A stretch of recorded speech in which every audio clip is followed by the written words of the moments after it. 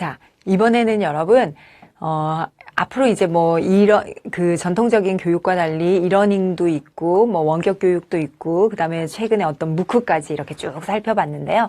여러분과, 학교 교육에 있어서 디지털 학습은 어떻게 이루어지고, 그리고 앞으로 우리의 학교 교육에서의 미래교실, 이런 것들은 어떻게 변화할 것인가, 이런 얘기들을 좀 해보도록 하겠습니다. 여러분들 이 용어 들어봤습니까? ICT 활용 교육 하는 얘기 들어보셨어요?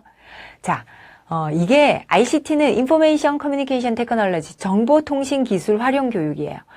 그런데 이제 이 학교 교육에서는 뭐 이러닝 이런 말들도 많이 하지만요. 정보통신 기술을 활용하는 교육, 뭐 매체를 활용하는 교육이다. 이렇게 그냥 이해를 하셔도 좋습니다.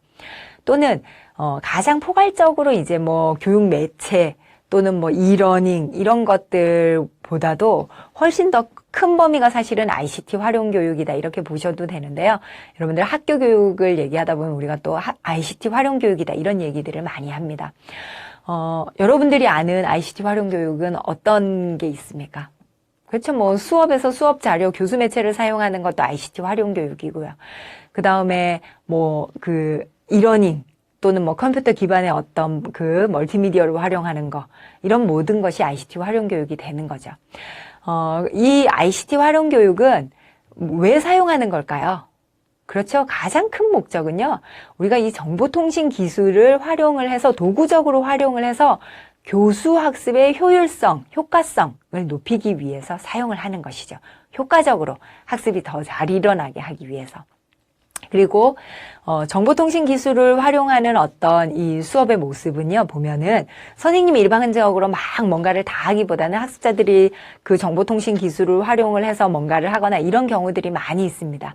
그러다 보니까 학습자들이 좀 자기주도적으로 뭔가를 찾아보고 하는 이런 능력을 정보통신 기술을 활용하면은 좀 더 많이 살릴 수 있지 않을까라는 이유 때문에 ICT 활용 교육을 많이 하고 있습니다. 그리고 시대적인 변화, 이런 변화가 정보통신 기술을 익히고 그다음에 그 윤리에 대한 부분들도 모든 사회 구성원에게 요구를 하고 있습니다. 그렇기 때문에 이것을 활용해서 교육을 하다 보면 그런 부분들도 충족되지 않을까라고 해서 우리가 ICT 활용 교육을 많이 하고 있죠. 자, 그래서 ICT 활용 교육에는요, 어떤 것들이 있어요? 정보통신 기술을 이용을 해서 정보를 탐색하고 분석하고, 그 다음에 선생님 입장에선 그걸 활용해서 정보를 안내하고 하는 식으로 많이 활용하고 있죠.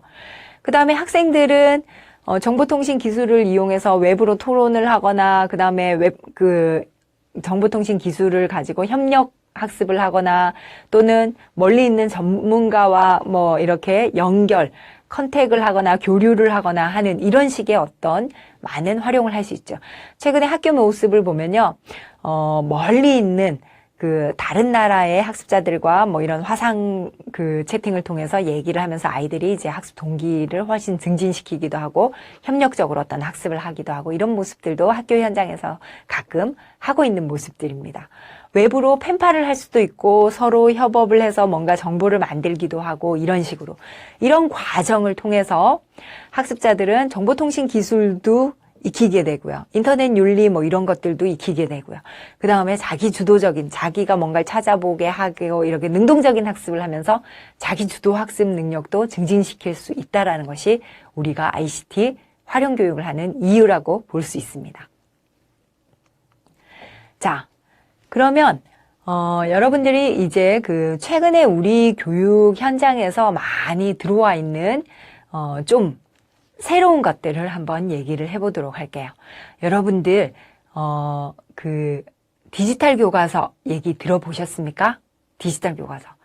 들어봤어요. 라고 하는 친구들도 있고, 여러분들이 경험해본, 선생님이, 그게 이 교과서 아닌가요? 라고 생각하시는 친구들도 있을 겁니다.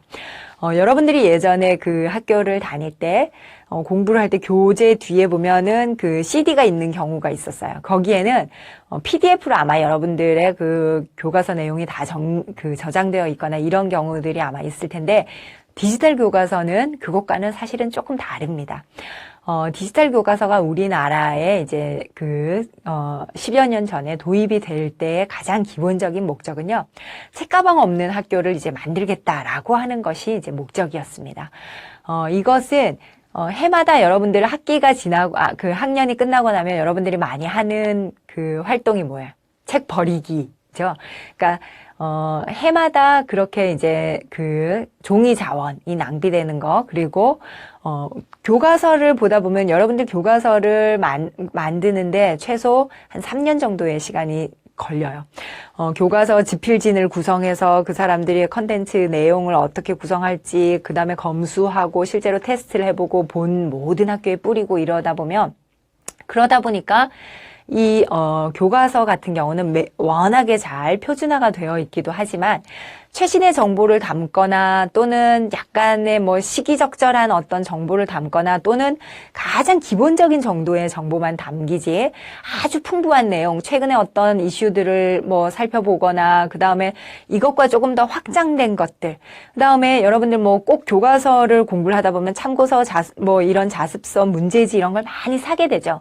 그래서 이런 물자의 낭비나 이런 것들을 생각을 해서 모든 학습자들에게 이 디지털 교과서를 통해서 교과서에서 풍부한 경험을 하게 하고, 그 다음에 좀 많은 자원의 낭비나 뭐 이런 것들을 뭐 이런 참고서, 자습서, 다양한 경험 이런 것들을 한꺼번에 다 넣고 여기에 수많은 학습 경험들을 포함을 하면 사교육이 좀 줄어들지 않을까라는 의도에서 좀 시작을 했습니다. 그런데 그런 많은 이제 결실은 없었지만 지금 현재도 시범학교 수십 곳에서 디지털 교과서를 쓰면서 우리 미래 교육이 궁극적으로는 아마 나아가야 되는 방향이기 때문에 꾸준히 활용이 되고 있습니다. 디지털 교과서는 여러분들이 많은 인터넷 자료 같은 것들을 통해서 꼭 한번 찾아보시기 바랍니다.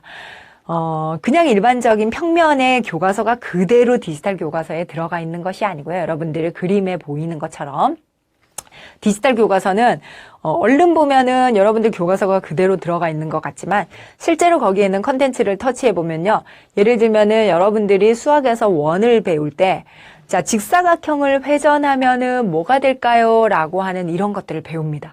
그러면은 교과서에서는 뭐 이거를 직사각형을 맨날 직사각형 그림이 있고 원의 투시도가 그려 있는데 이해가 잘 안 될 수도 있죠. 그런데 디지털 교과서에는 이 직사각형을 탁 터치를 해봅니다. 그러면 쭉 이렇게 3D로 회전을 하면서 이렇게 해서 원이 만들어지는구나. 이 회전을 하면 이렇게 금방 학습자들에게 이해를 이끌 수 있는 다양한 멀티미디어 컨텐츠들이 들어있죠.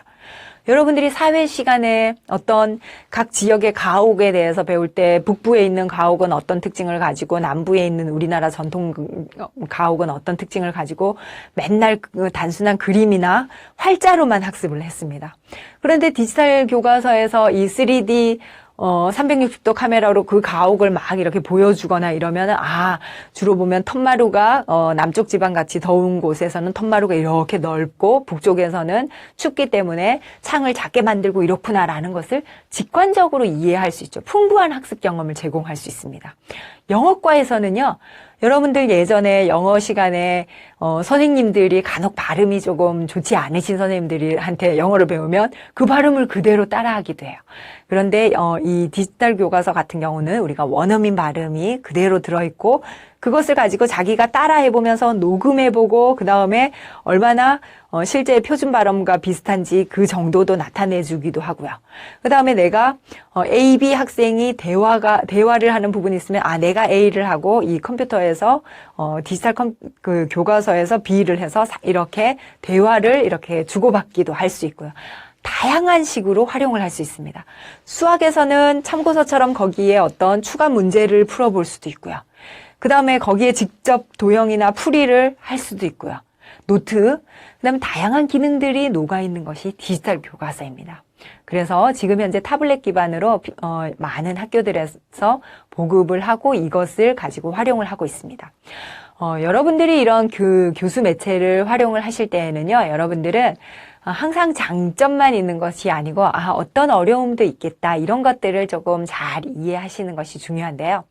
여러분들이 디지털 교과서를 가지고 사용을 할 때 어떤 우려점은 조금 걱정이 됩니까?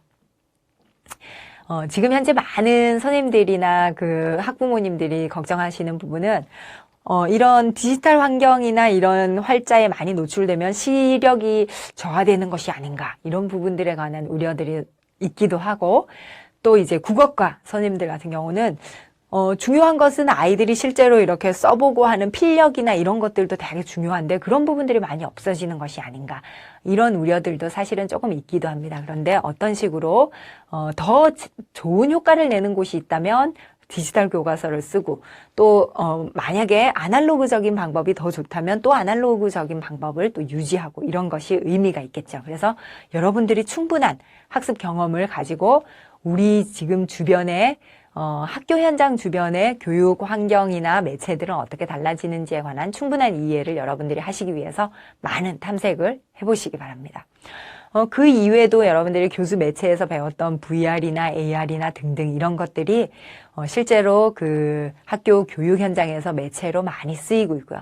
그리고 학교에 따라서는 스마트 교실 이런 것들을 꾸며가지고 실제로 지금 현재와는 다른 어떤 학습 경험을 학생들에게 제공하기도 하고 있습니다.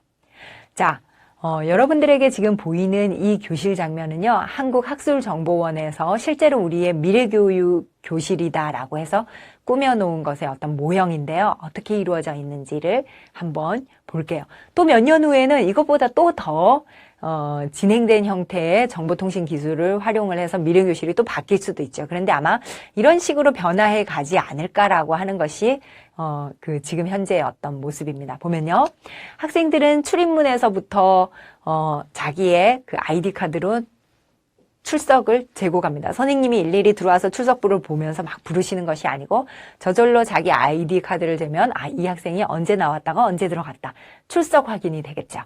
그 다음에 학습하는 공간을 한번 살펴보십시오. 우리 예전에 학교의 교육처럼 이렇게 일렬로 다 앉은 것이 아니고 대부분의 학습의 상황은 이렇게 모듈별 학습으로 이루어져 있어요.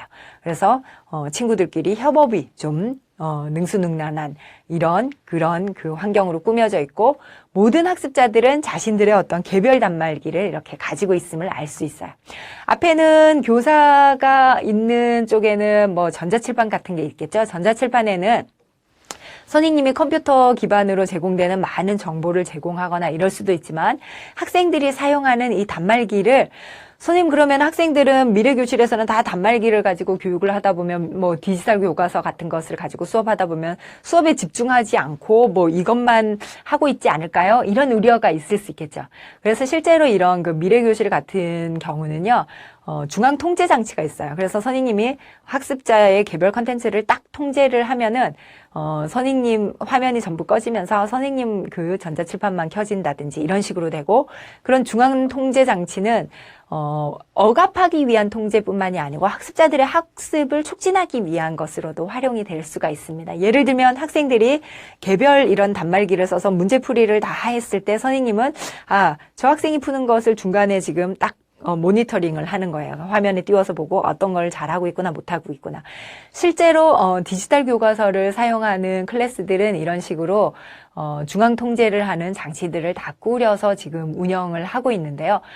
사용을 하시는 것을 보면 선생님들이 학생들에게 개별 문제 풀이를 이렇게 시켜놓고 일일이 돌아다니시는 것이 아니고 일일이 학생들의 단말기를 앞에서도 확인이 다 가능하십니다. 그러면서 나중에 어떤 작품을 만들고 학생들이 이렇게 학습 활동을 한 다음에는 나중에 한꺼번에 칠판에 싹 다 띄우기도 해요. 그러면 학생들은 자기 것이 이렇게 칠판에 전시되거나 이러면 아주 즐거워하면서 내가 한 학습 결과물이나 아니면 작품이 저기 나왔다라는 것을 가지고 적극적으로 수업에 몰입해서 수업하는 모습들을 볼 수가 있습니다.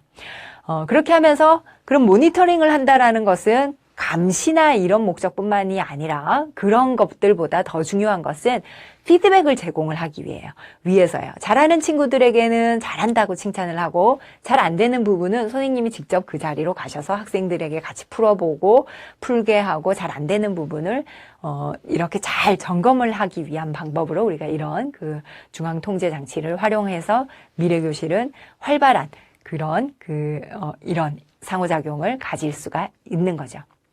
자, 학생들은 자신의 뭐 단말기를 쓸 수도 있지만 벽면에 붙어 있는 막 이런 그림을 그리고 작업을 하고 하는 이런 공동의 작업 공간, 이런 것들을 활용을 하는 것도 우리가 미래교실에서 볼 수 있는 모습일 겁니다.